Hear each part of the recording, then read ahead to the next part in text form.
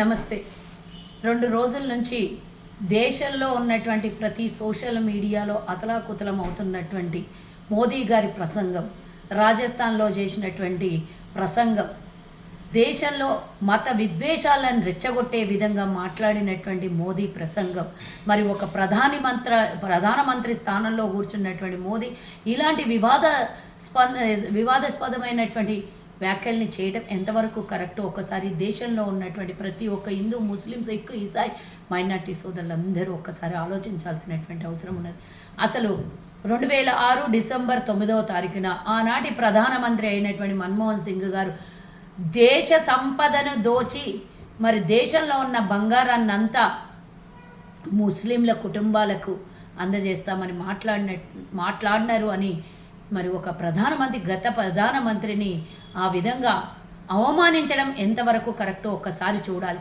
కేవలం ఆయన ప్రసంగాన్ని అంతా వదిలేసి 19 సెకండ్ల ఆయన మాట్లాడినటువంటి వీడియోని కట్స్ చేసి ఈరోజు సోషల్ మీడియాలో అప్పటి నుంచి ఇప్పటి వరకు కాదు, 2006 డిసెంబర్ 9వ తారీఖు నుంచి ఇప్పటి వరకు దాన్నే ట్రోల్ చేస్తూ సోషల్ మీడియాలో బతికినటువంటి వీళ్ళు ఈరోజు ఒక ప్రధానమంత్రి డైరెక్ట్గా వేదిక మీద ఈ విధంగా మరి దేశంలో రెచ్చగొట్టే వివాదాస్పదమైనటువంటి మాటలు మాట్లాడడం ఎంతవరకు కరెక్టో ఒక్కసారి ఆలోచించాల్సినటువంటి అవసరం ఉన్నది.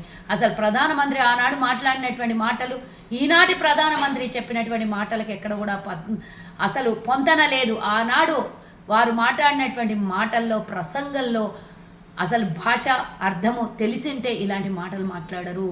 అన్ని వర్గాలకు చెందినటువంటి హిందూ, ముస్లిం, మైనార్టీలు, పేదవాళ్ళు, ఆదివాసులు, దళితులు, గిరిజనులు, మహిళలు, ఈ విధంగా అన్ని వర్గాల వాళ్ళకి సమన్యాయం జరగాలి. అందులో మరి ముస్లిమ్స్ కూడా ఉన్నారు అనే మాటని ఒక మాట మాట్లాడితే దాన్ని తీసుకొని వచ్చి దేశ సంపదనంతా ముస్లింలకు అంటగడతారు, ముస్లింలకు ఇస్తారనే మాట మాట్లాడినటువంటి మోదీ ఈరోజు ఏదో మీ సోషల్ మీడియాలో మీరు బతకడం కోసం, మీరు గెలవడం కోసం అబద్ధాల ప్రాపగండ చేస్తున్నారు. దాన్ని తీసుకొని వచ్చి ఒక ప్రధానమంత్రి ఈ విధంగా మాట్లాడితే అసలు ఆయన మీద ఈసీ యాక్షన్ తీసుకోకుండా ఎందుకు ఊరుకుందో ఇన్నాళ్ళు నాకు అర్థం కావట్లేదు. ఈరోజు వచ్చి ఆయన మాట్లాడిన మాటలు ఈరోజు దేశాన్ని ఇంత అభివృద్ధి చేసేసి ఆ రోజు బ్రిటిష్ వాడిని నిలగొట్టి దేశం మీద ఉన్నటువంటి అన్ని వర్గాల ప్రజలకి సమన్యాయం చేస్తున్నటువంటి కాంగ్రెస్ పార్టీ 55 సంవత్సరాల పరిపాలనలో ఏనాడు కూడా ఎవరిని కూడా వ్యత్యాసం చూడలేదు. నిజంగా చెప్పాలంటే హిందువులకు భద్రత కాంగ్రెస్ ఉన్నప్పుడే ఉంది.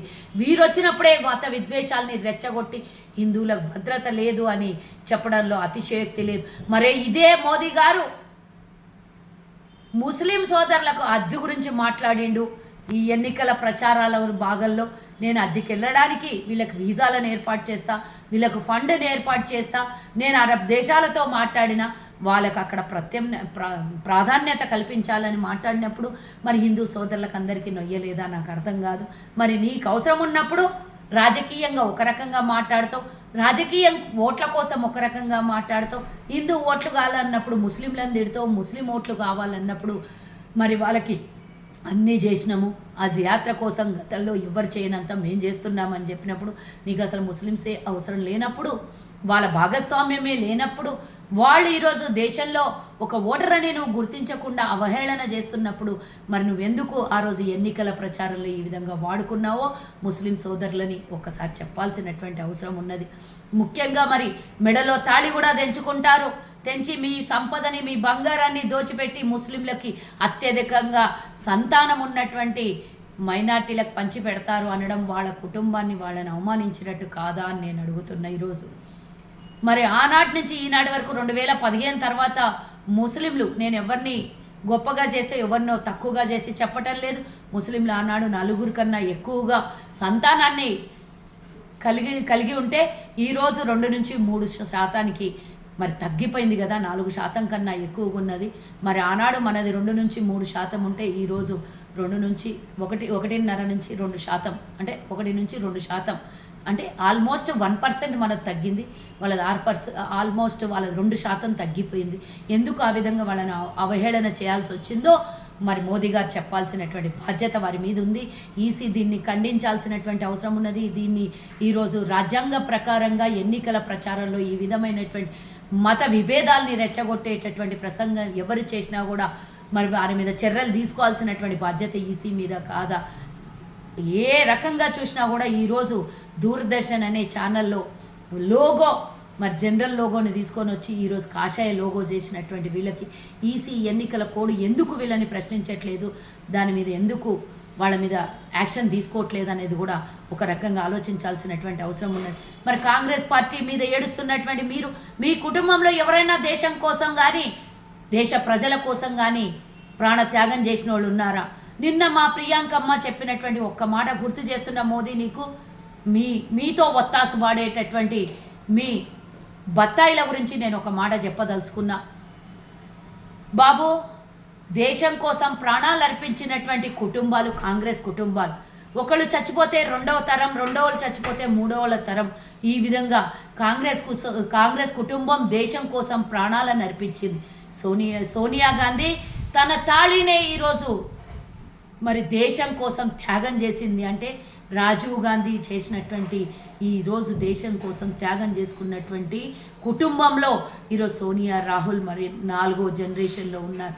ఇప్పటి వరకు వాళ్ళ కుటుంబం త్యాగాల కుటుంబమే తప్పించి మీ లోపల ఆర్ఎస్ఎస్ వాళ్ళు కానీ ఇంకెవరన్నా కానీ బీజేపీ వాళ్ళు కానీ దేశం కోసం ఆనాడు బ్రిటిష్ వాడితో మొదలు పెడితే ఈనాడు వరకు ఏ ఒక్కలైనా పోరాటం చేసిందేమో ఒక్కసారి చూపియాలి. ఈ విధమైనటువంటి ప్రసంగాలు చేస్తే, ఈ విధమైనటువంటి అనుచితమైనటువంటి వ్యాఖ్యలు చేస్తే, ఈ విధంగా వీడియోలు కట్ చేసి మీ ఇష్టానుసారంగా ట్రోల్ చేస్తే మాత్రం చూస్తూ ఊరుకునేది లేదు. ఈసీ కూడా మేము అడుగుతున్నాం, ఇమీడియట్గా మోదీ గారి మీద వాళ్ళు ఈ విధంగా ట్రోల్ చేస్తున్నటువంటి వీడియోల మీద కూడా యాక్షన్ తీసుకోవాలి ఇమీడియట్గా అని చెప్తున్నాం. ఈ విధమైనటువంటి తప్పుడు ప్రచారాలు చేస్తే ఈ ఎన్నికల్లో మీ తాట తీసేది ఈరోజు యువత, మహిళలు, అన్ని వర్గాల ప్రజలు తీస్తారని మాత్రం ఒక్కసారి గుర్తుంచుకోవాల్సిందిగా యావతి బీజేపీ పార్టీ నాయకులకు తెలియజేస్తున్నాను. ముఖ్యంగా మోదీ గారు ఇంకోసారి నోరు జారీ అయినా సరే, వాంటెడ్లీ అయినా సరే ఇలాంటి మాటలు మాట్లాడితే ఊరుకునేది లేదు అని తెలియజేస్తున్నాను. జై హింద్.